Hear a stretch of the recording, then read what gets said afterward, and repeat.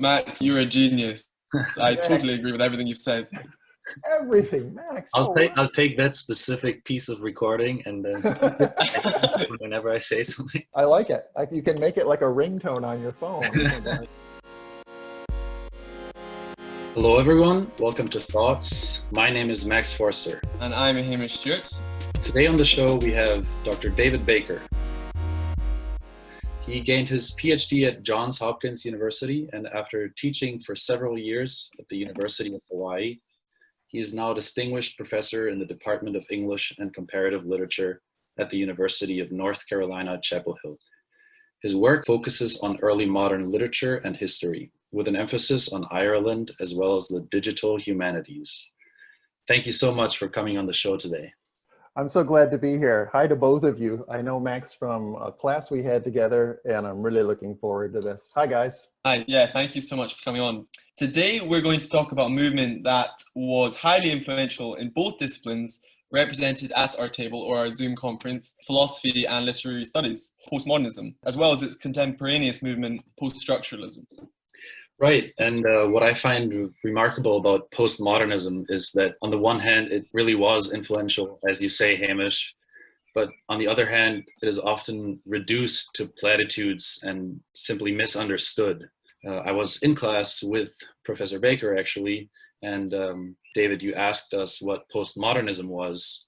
We came up with answers like, nothing is objective, and there are no absolute truths, etc. So I think the complexity of postmodernism goes unrecognized a lot of the times. A nice fact to illustrate this is that you can order deconstructed salads these days. What's the deconstructed salad?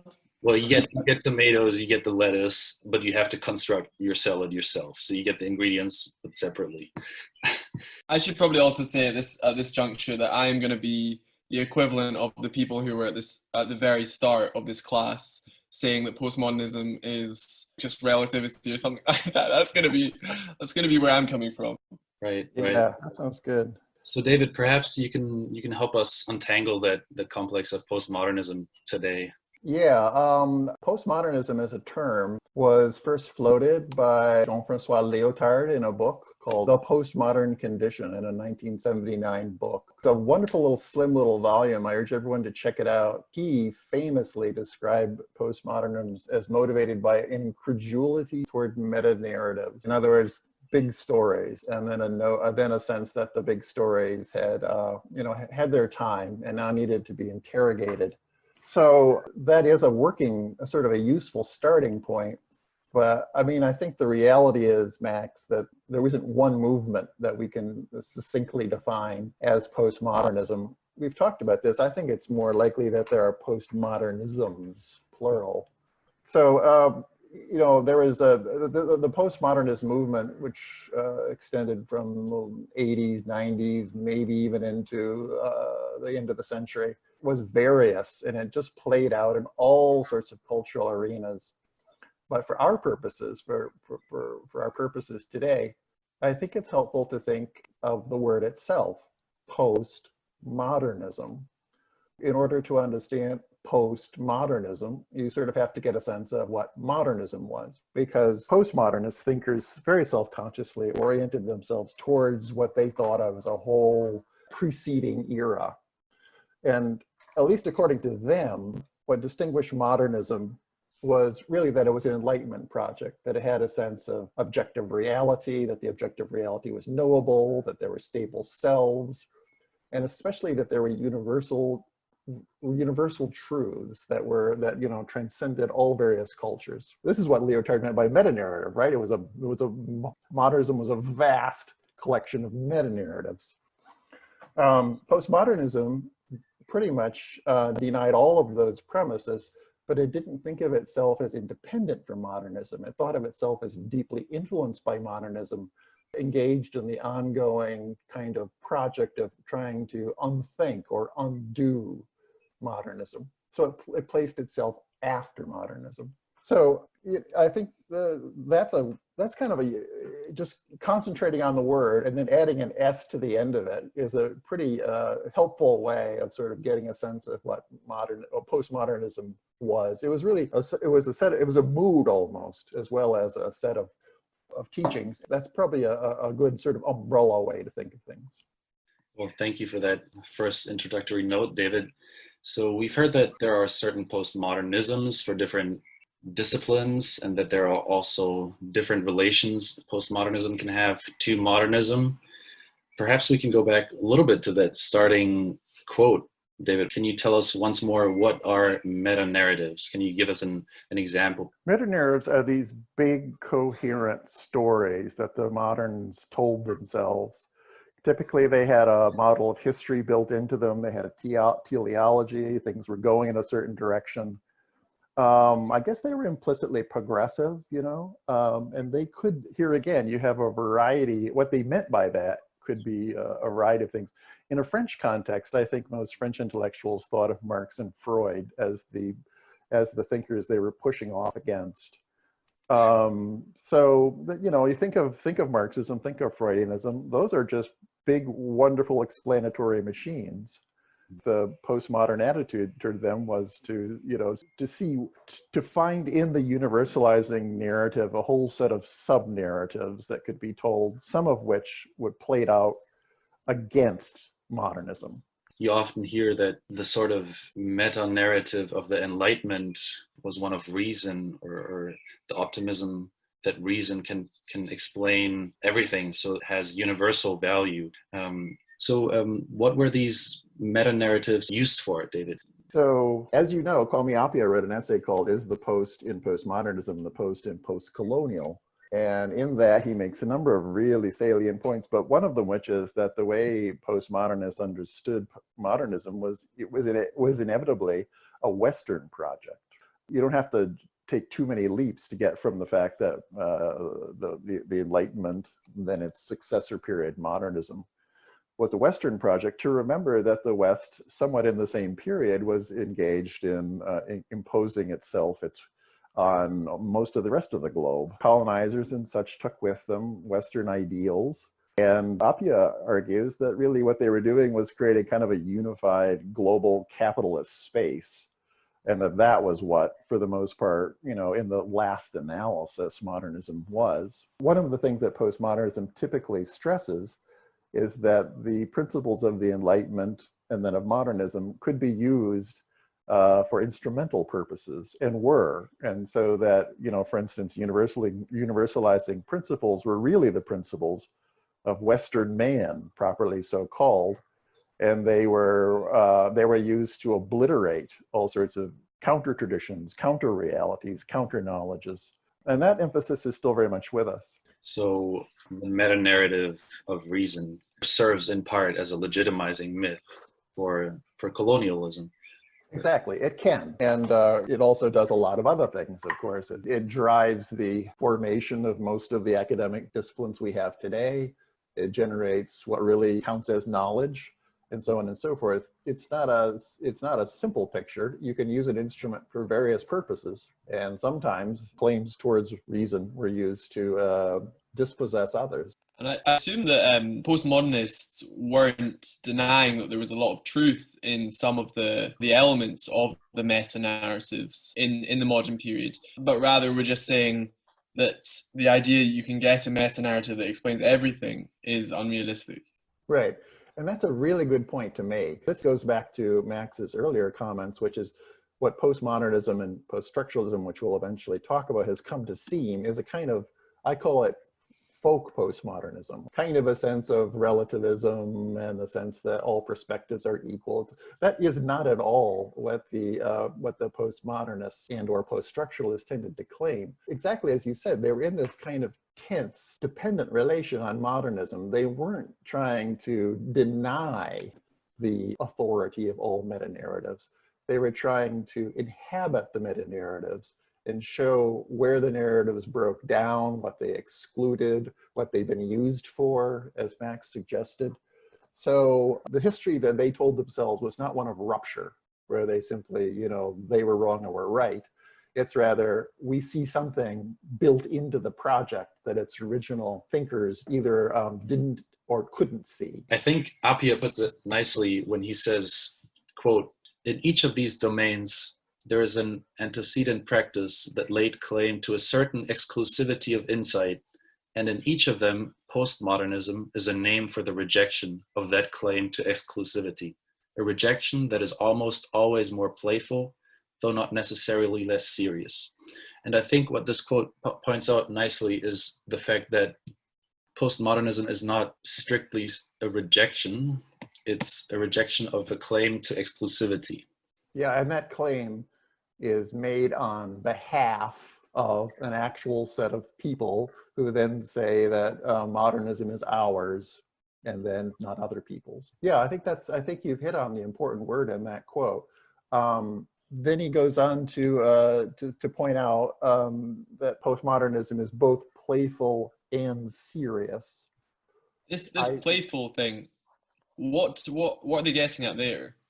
There's really two emphases built into the word play, and one of them is the kind of sense of internally structural shifting. Play in the sense not of fun pastime, but as a set of movements within a set of constraints that then provide a shifting meaning. But in the spirit of much of post-structuralist work, one of the contrasts to modernism was that the postmodernists, they didn't present themselves in the same serious mode that their predecessors did. So they really liked wordplay, they liked language games, they wrote in a kind of discursive way, some of them, not others. All of that was a linguistic practice that signaled the close attention to these play in the other sense I meant.